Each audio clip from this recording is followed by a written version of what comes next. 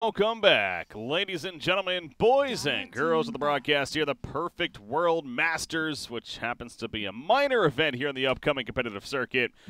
The North America Land Qualifiers coming at you. We already got kicked off earlier today in our series that we casted, Complexity versus VGJ Storm.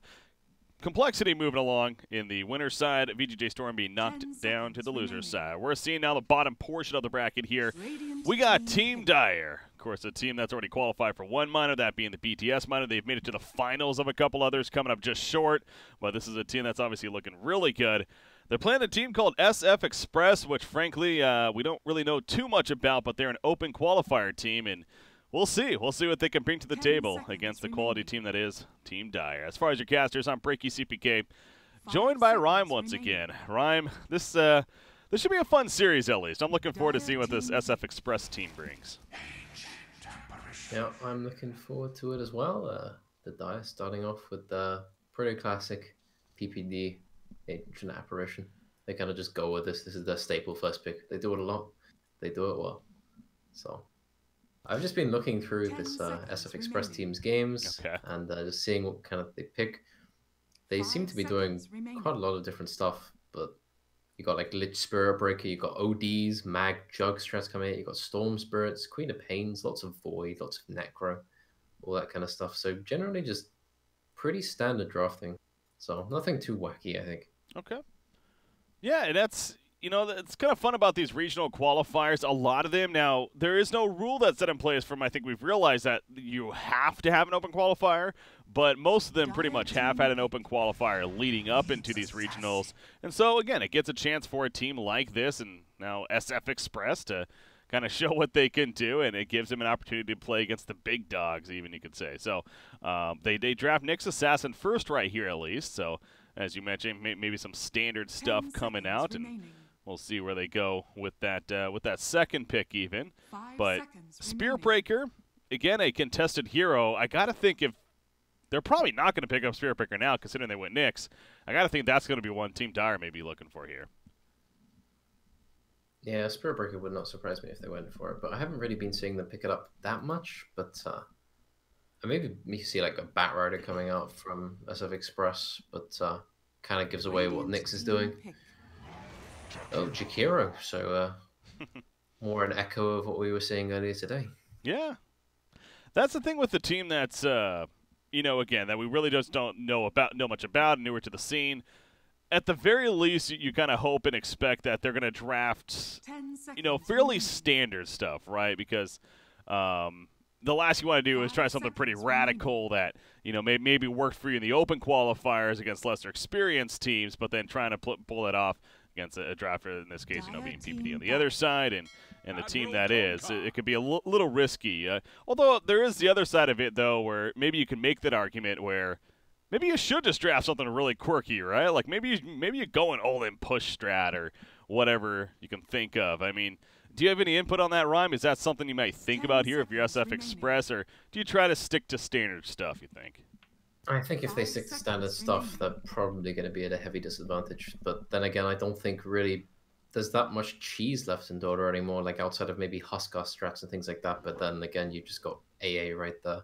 You've got like the whole, maybe you can last pick a Brood, you can try and get a really heavy counter pick that can kind of swing you the game pretty quickly in just like one hero, but you don't really see that happen very often, and PPD is probably going to be looking out for that kind of thing. So straying away from the tried and tested for this SF Express team is probably going to be pretty risky. I wonder if they're going to go Shadow Fiend, just saying. Seems like potentially a good pick for them. Just simply based on the name. Yeah, and then the Conqueror and the AA walk into your lane and slap you for 50 bonus magic damage or something each, and you just kind of die, and then you play against some third pick Queen of Pain, which is probably going to come out. Well, actually, maybe not Queen of Pain, seeing as there's a Nyx already, but 5 seconds remaining. Yeah, no, just dash my dreams. Why don't you? Oh, no. I'm sorry. Do you want me to? I can crush them a little bit, trample them in dust, maybe. Yeah. Yeah, no. Reverse over them again. Shadow Fiend's not really that good right now. I mean, there's a reason we don't see the hero. I completely understand, but it would be fun to see something different. But yeah, we'll see how they continue to draft here as far as the standard goes. Again, honestly, I'm personally pretty offended that you suggested anything in middle that isn't a Queen of Pain or a Jakira or a Viper or a Necrophos. I know. The idea of anything other than that terrifies me. Yeah, this patch, man, that's pretty much all we got, isn't it? It feels like from game to game. But man, 7.07 can't come soon enough. Bloodseeker is going to be banned out though with the Weaver on top of that. So Pycat not going to get either one of those heroes. We've seen him play a fair amount of that actually. So I think it's safe to say SF Express has done their research, and by all means, I'm sure they've watched plenty of games at Team Dire. That's kind of the quote-unquote advantage you could say they do have, is that they've had plenty of information on Team Dire, where Team Dire, it's a little tougher to get information on this team here, right? So they're kind of, maybe unsure of exactly what to expect. Now, all right, we're starting to go a little different here. Yeah, we got the Magnus coming out. Here we go. We don't see Mag picked up that often. When we do, we usually see him picked into pretty safe, and easy lanes for the most part, where he kind of gets some guaranteed farm. You see people go like Mana Boot, Soul Ring, and just spamming out in 1v1s. People usually try and make sure this hero gets a decent lane because he's not really that great at coming back. But sometimes you just wanted to have him as an empower bot for your one position carry, which is probably going to be something like a Jug or an anti-mage or something of that sort. So this kind of gives the flavor of the draft already. Yeah, and a hero that could potentially be in the off lane or even in the middle, of course, we definitely have seen. So you got a little bit of that diversity option still if you're SF Express. But like you said, more of an empower bot and an RP bot, if anything. RP right now, it's a nice setup into a Jakiro with the Macropyre and the Ice Path. Feels like they probably want maybe a little bit something else, though, to really make that RP extra useful. But Beastmaster coming out for Team Dire. We've seen Zai play a couple of games of Beastmaster recently. I mean, obviously a very comfortable hero for him. Yeah, Zai's very comfortable playing Beastmaster. He's been playing Beastmaster. I remember him picking that in NEL in 2013, I think. He used to spam the hero a lot. And Beastmaster wasn't as good then as it is now, so... And the Jug straight up 4th pick. Picking Jug into Beastmaster, you've already got some BKB lockdown for the spin, TP, and that kind of thing. You can start off ganks pretty easily.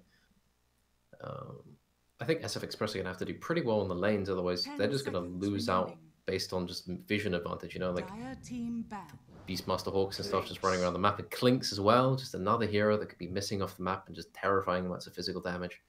Already this Dire draft is... Okay, hold on. Already the Dire draft is looking to be very good at securing map control and just generally controlling vision on the map. Whereas the Dire draft, or the draft of Team... I can't do this.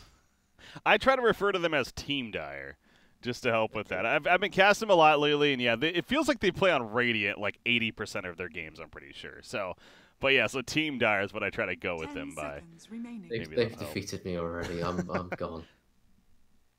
No, but Team Dire going the Clink Zone, obviously their final pick here will be happening first at least. They got the ban first as well. But yeah, I mean, the Juggernaut for SF Express, to me that feels like they obviously have a game plan in mind. As you mentioned, the Empower bot for a hero such as a Juggernaut. He kind of was one of those first heroes that comes to mind usually. Albeit he's not usually a one-position hero that we do see a lot nowadays either. So they're kind of forcing this strategy, and now Team Dire has the opportunity to not only have those reactions, as you talked about already with the Beastmaster, but even go further into reacting to it.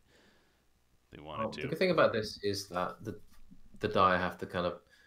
The squad of PPD is going to have to pick a hero in the mid without seeing the opposing mid hero, so they could potentially get a pretty bad matchup in that lane. So they want to pick something that doesn't really do too badly against most things. So you could be seeing maybe a Viper, maybe a Queen of Pain, probably something like that.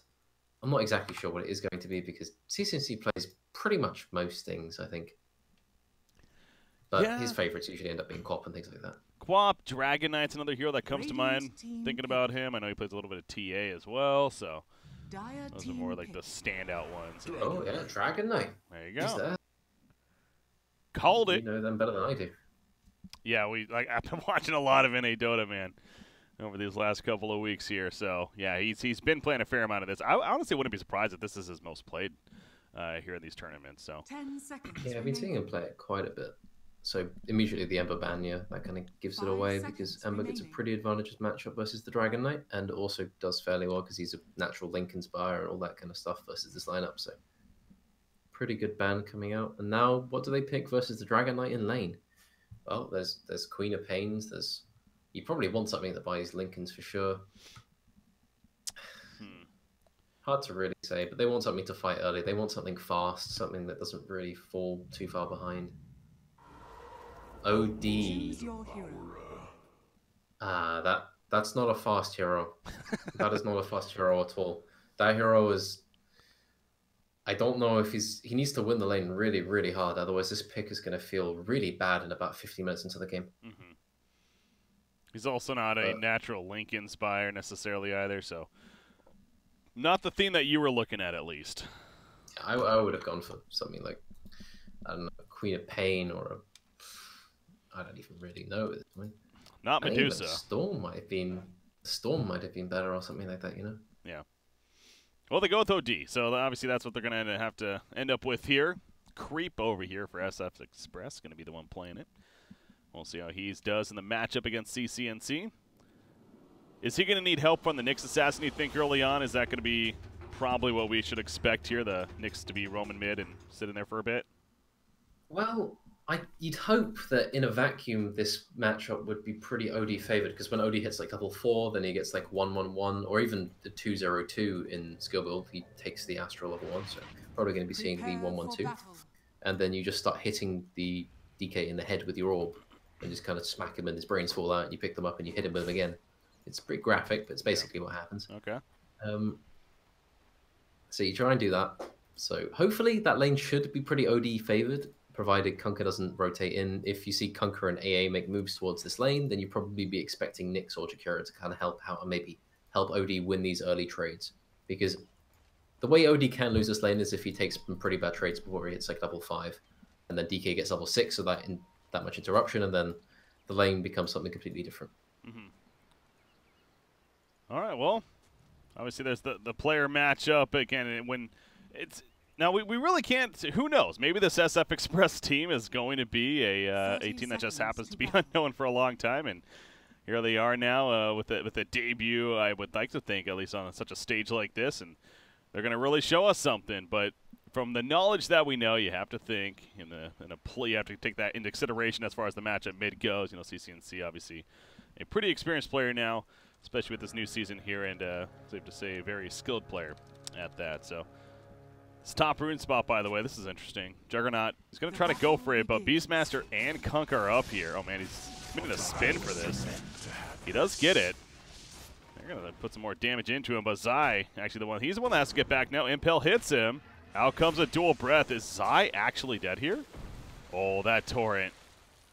That might have just saved him. Yep. Oof. Almost gets first blooded. For that Misery to save the day. So, but Jug, he gets a pretty good trade out of that. He spins 2 heroes to half HP and gets the bounty rune and gets out. So fast fingers rule the day. Yeah. Well played. 2-2 bounty split in the end. And now Misery, he's going to sit at the top lane for now, as is the Nyx Assassin, of course. So really a 2 versus 3. And you see Juggernaut just putting in right clicks into Beastmaster here with the dual breath assistance of Jakiro. But is Misery, is him being up here, does this make the most sense to you? I mean, obviously he saved Beastmaster initially, but should he be staying up here? Or? Yeah, I think he should stay up here until Beastmaster gets like level 2. Because while the lane's pushing in and Beastmaster can't really just farm on the tower, he needs help. He needs that that threat of the torrent to help him out. Yeah. Okay, so this lane needs to be something where Beastmaster doesn't die, but they kind of get XP. Thought Juggernaut might have been thinking about running in for a spin right there, but nope, not going to happen. Zai falls back and eating some more trees, going to heal on up. So the lane gets pushed back in their favor out the tower, though. All right, let's take a look at other lanes while that one's playing out. We got the middle lane matchup, Dragonite versus the OD. Dragonite 8-0, OD right now 6-1. So far it's fairly back and forth. Slight advantage, if anything, for the Dragonite here. Starting to pick up. With 3 creeps being pushed into the tower, though, so OD should catch up right about now. Yeah. And Nyx Assassin for now, staying top. Yeah, he's just going to sit here. They're just going to construct this tri-lane. It's not really that much they can do in terms of pulls. Yeah, the small cap is blocked by this ward here. So I don't think they're going to get that much out of this lane if they don't get a kill on the Beastmaster sooner rather than later, because they just don't have access to the pull. And he tries to deal with it with the sentry, but he's completely off the mark. Yeah, it's unfortunate. Just on the wrong side. To the right there. I was going to say, I wonder if they're going to be looking to do that, and sure enough, they try. And that's got to be such a bad feeling, too. You know, it's obviously 100 gold invested and coming up short right there, but good ward placement from Team Dire, and so the block will continue. This is definitely hurting. If anything happens, it will probably be in this top lane. PPD is taking the region move from this Mag, and hopefully shouldn't kill him because Mag has boots first, but Mag is not having a great time. He starts off boots first. I think maybe PMS might be better in this lane, but I'm not entirely sure. But he's getting XP, but not very much. That's a good point, actually. Yeah, going the boots first against a Klink's Ancient Apparition.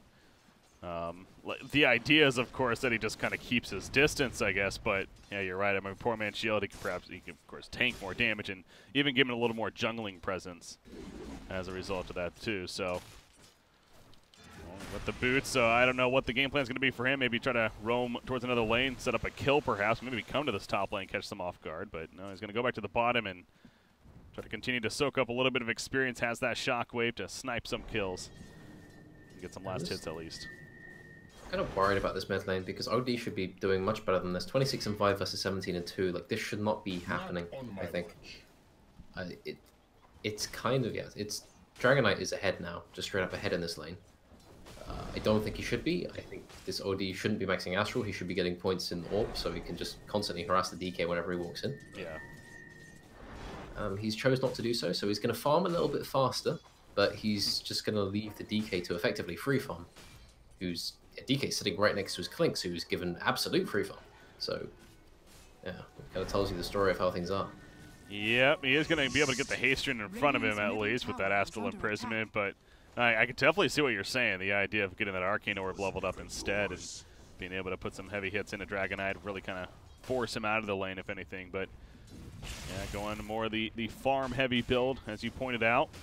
And right now, CCNC, he's loving that. He's tied with that Klinks, who's at the bottom, free farming himself. Pycat, of course, playing the Klinks, and he's got his items queued up. The Soul Ring into the Power Treads, into the Desolator.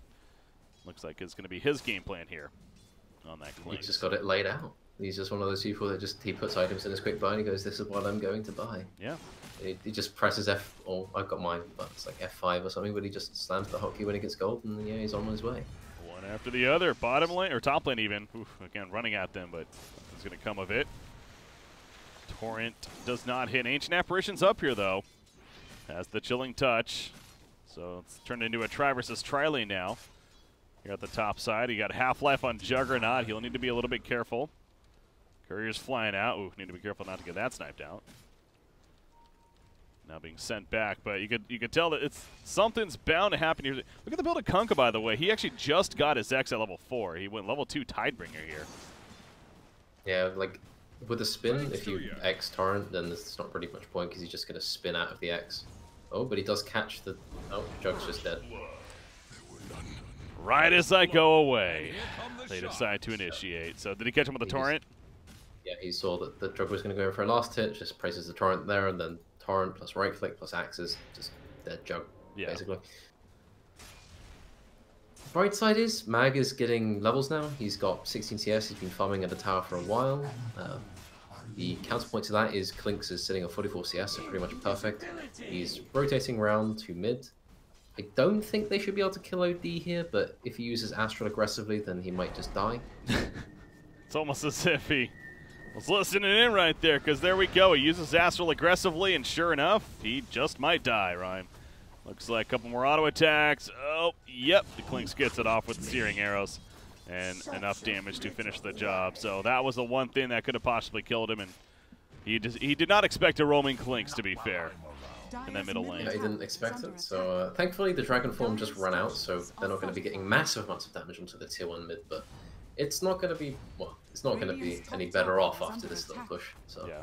Dire's middle tower. Getting some damage in, half HP. Siege Creep still isn't dead. Radiant's bottom tower I think this is under OD's attack. build is just kind of cost him this lane. But what can you do now? At least he's going to be able to push out the lane pretty reliably, so maybe he can protect his tower a bit more easily using that high level than Astral. He can also look to farm the jungle when he hits level 7 a bit more effectively, but moving back to the jungle and forfeiting this tower, well, it's already dead, so Jeez. no reason not to. Yeah, that was even without the other Dragon form at that time, at least. Obviously, he's had that activated and dealing plenty of tower damage in the first place, but eventually gets a tower kill. Now Dragonite, level 7. He has the drums queued up here, so going to be looking a nice objective-based item here coming out for CCNC early on in the game. And it's overall been a pretty slow-paced game. Only 2-0, obviously, in hero kills as we're approaching 8 minutes in now, but you got SF over here. Juggernaut is definitely doing solid. I mean, he's 2,800 net worth himself, and actually some back and forth going on here. They were fighting for the stack that was of the jungle, and they might have gotten a couple for themselves even. Now Ancient Apparition, he comes to the top lane, Ice Vortex. Yeah, Juggernaut, he's going to have to spin out, and so they'll just take the easy kill on Jakiro. And the Torrent X combo comes. Sure enough, easy. Juggernaut, I don't know what he was even thinking running back in right there. There's nothing he could do. No Omni Slash even at this point either. So CCNC would rotate to the top lane. We're probably going to see him push this top tower now at this point. The problem is here is like you can see it's just mid tower's already gone. Like Dragonite is free to move around. Oh, stun coming out and then followed up by a torrent, and Axe's Jug just kind of dies. And then they're going to take the tier 1 top.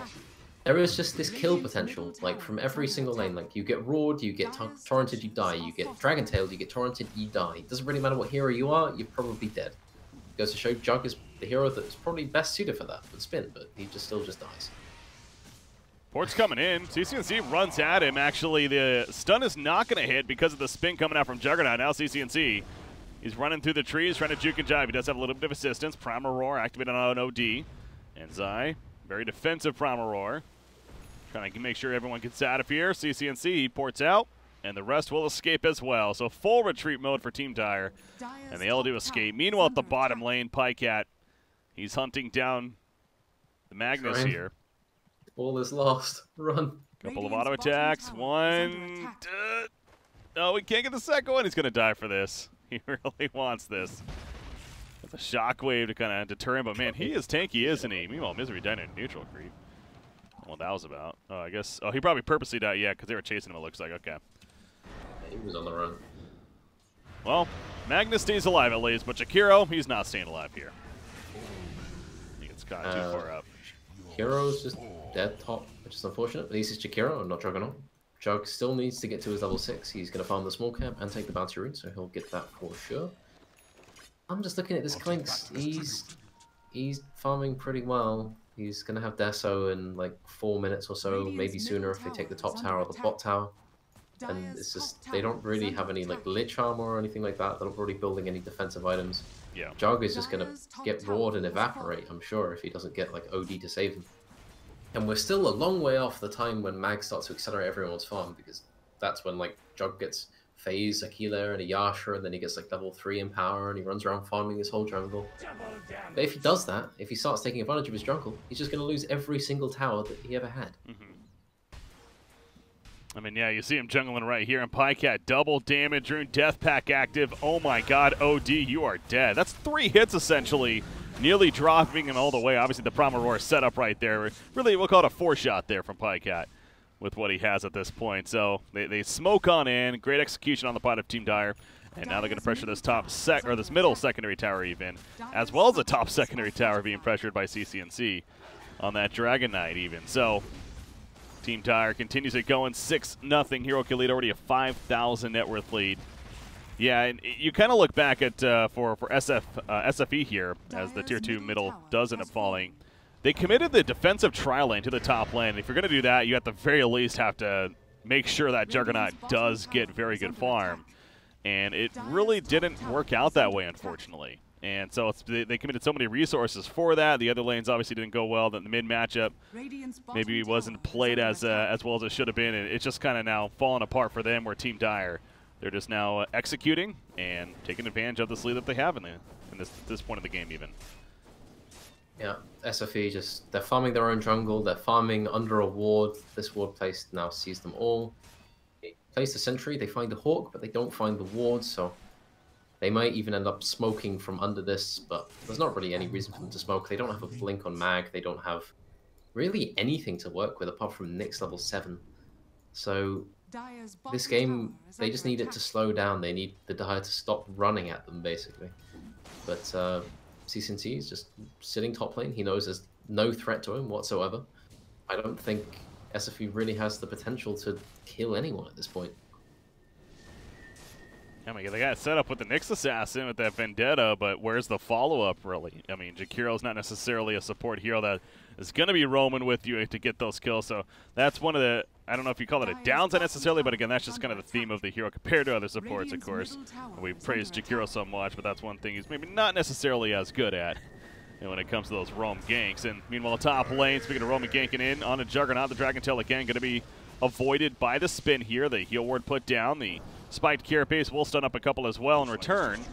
CCNC going to be put under now by the Astral Imprisonment, so will they get the support needed? Here comes PPD. There's a bounce around with the Omni Slash. The RP committed as well, so they do take out Dragonite. The Ice Blast connects, though, onto Juggernaut. He goes down. That was a hammer being thrown down. If the Sanity's Eclipse from OD, not enough damage for the kill on his side, though, and he will end up limping away himself. So it ends up being the core for a core there in that fight, only the 1-for-1. An optimistic initiation coming out from CCNC. He tried to get the stun off on the Jug with vision on him, so the Jug kind of just sees this happening and just presses spin, and the stun goes into nothingness. And then SFE quite rightly dropped the kitchen sink on him, and he just dies.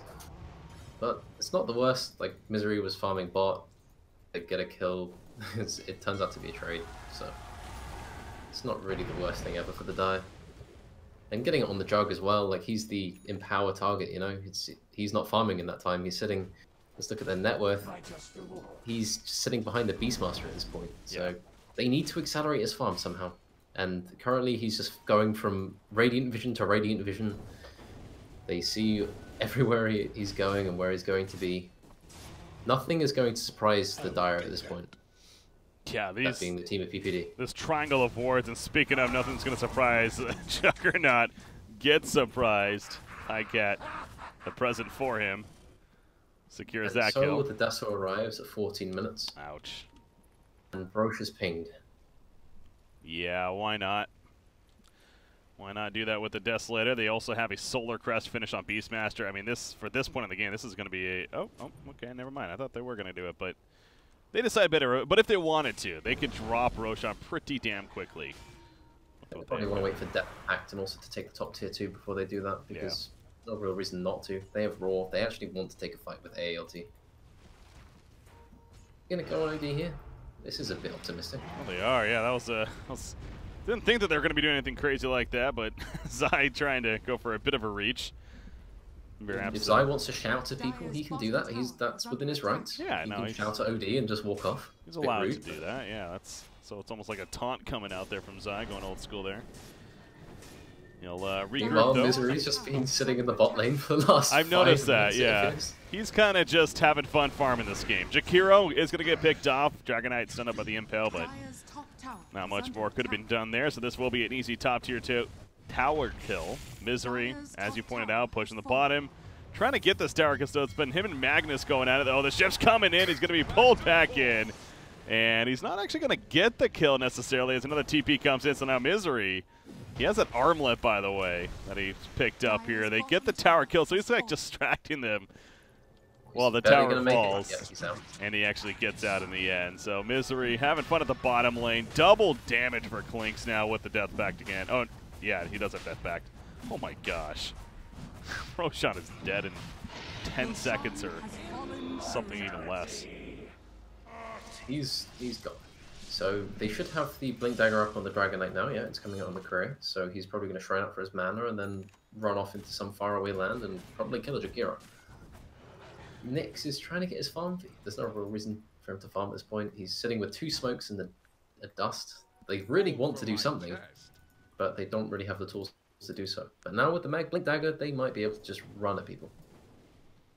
Yeah, run at somebody, get a good RP off into the Macropire Ice Path, like I was saying, and then get the Sanity's Eclipse on top of that. That's kind of the ultimate combo here if you're SFE, but not the easiest Problem thing with to ultimate do. combos against Conquerors is like, well, you've dropped your combo, but boat buff, and also trying to get the actual RP off with Hawks everywhere and AA Vortexes left, right, and also an invisible core with Aegis. Like, how do you really fight into this with an RP? Like, you're sitting smoke behind your Jakiro at tier 2, so they're basically just baiting at this point.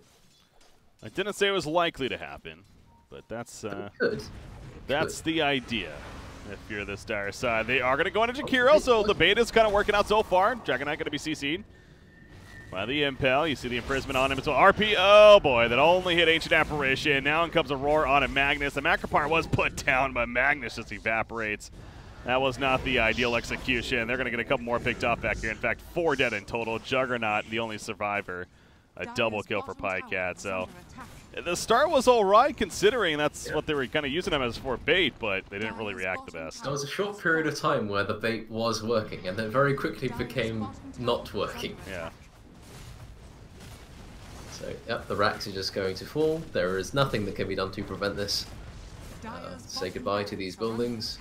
Pycat now is very close to his BKB if he so wants it, but I don't think we're going to get that far. 17k lead at 18 minutes. It doesn't really get much worse than that. Top 4 net worth farmers all belonging on Team Tire's side, so we can just go down the list of reasons why this is looking very good for them. But the ultimate point is they're pretty comfortable spot here in game number 1, and very likely going to be coming through with a victory pending some sort of a comeback here from SFE. But they lose the rack size, as we mentioned, at 18.5 minutes or so. And now that's going to be a shrine on top of that. Clinks basically has a full BKB even finish now. Which the only thing limited now is really Clinks' mana pool, and someone should just run over there and press some mana boots on him, and then they should be pretty much good to go. Like, they're just going to push out top lane, and then the line's being drawn. Misery has indicated the top lane is the lane that they shall push all the way to the enemy base, and so they will do so. PPD also joins in, withdrawing the same line. I'm honestly just a little surprised that he's even going the BKB with. It doesn't feel like that's been necessary at all for him. I know it's kind of a safety net, if anything, but I feel like he could have just gotten away with going just even more raw damage here and been just fine on the Clinks. But yeah, I think he just doesn't want to have to worry about. Like, Nyx is probably going to walk up to him and try and stun him, and he just wants to be able to press BKB and just say no to that. True. He just doesn't want to have to worry about Carapace getting in the way, or I would say an ice path, but there's a bit of a problem with that as it stands. You can probably see. He's level 7. He doesn't have it. So they really don't have any disable to follow up on the RP other than the Nyx stun, which is unfortunate. Well, the map being completely controlled by Team Tie. You have Nyx. Speaking of him, he's finding or trying to find some kind of information for the team while they're getting any kind of farm that they can get. You do see the vision right now for Team Tire. It's not the greatest. They do have a ward inside the base here at the bottom, but of course they've already cleared that out. You see middle lane, perhaps going to be engaging CCNC. He actually blinks away, and Omni-Slash bouncing around. Unfortunately, he bounced to the creeps. The Boar minions and the Hawk of Beastmaster, so Ancient Apparition going to be fine. And now with an Omni-Slash down, you see they're trying to run. They pick off Magnus. Jakiro's already dead. Down goes Nyx. And good game, well played. That will be GG. Yeah, it's a matter of time here before SFE would just throw in the towel and call GG. So Team Dire will take game number 1 here in this best of 3. What is the first round? That was convincing. Just a little bit. Just a little bit, yeah. It's again, one of those cases going into a series like this where we don't know. Hell, there was a, what was it? Was it the Star Ladder event, or it was even another event I want to say? But anyways, point is that it was Team Dire, I believe, or maybe it was even Evil Geniuses. It was Evil Geniuses versus Blue Pikachu, this open qualifier team that we knew a little bit about, but again, this team that really has little experience on the top tier level. They honestly looked pretty good in the very beginning. Ultimately, you know, EG won the match, but they showed some signs of life, and so you never really know in these kind of matchups here. It could potentially happen, but this one definitely seemed to just be all Team Dire, and we'll see how that develops into game number 2, but kind of expecting the same thing. Not going to lie. Yeah, you can see how this draft, like, if there was just a little bit more for each hero, you know, if Jug got to farm for like a minute or two longer, if Mag got to have a lane and got to get XP and start farming much earlier, and Klinks didn't play the lane well, and PPD didn't pull excessively to stop Mag getting farm, if OD did something a little bit better and TCNC wasn't quite as good at CSing, maybe the OD beats the DK in lane, and the Nyx and Jakiro benefit from Zai diving too far under the tower and they get quick levels. Maybe that happens. Maybe that would happen versus a team that isn't boot camping for the last several weeks and doesn't have TI players. It would work. That's fair. But it's not going to work against a team of this caliber that have played together for any duration whatsoever. So, yeah, you can see how it would work, how they can got their way through the open qualifiers. There's room for teams to make errors against them. But if you don't make those errors and you have the draft to back it up, it's unlikely that a team of the Dyer's caliber is going to drop a game to these people or to the team. So, but you never know. Things could turn around in the second game. We got another game. That's what matters. So we'll see if SF Express maybe busts out some crazy strategy or not. Who knows? But Team Dyer looking to control right here and up 1-0 in this series. So as always, we're going to take a short break. But game number 2 coming up on Breaking CPK, joined by Rhyme here. We got the Perfect World North American Qualifiers first round matchup. Dyer, SF Express. Dyer's up 1-0. Stay tuned, guys. We'll be right back.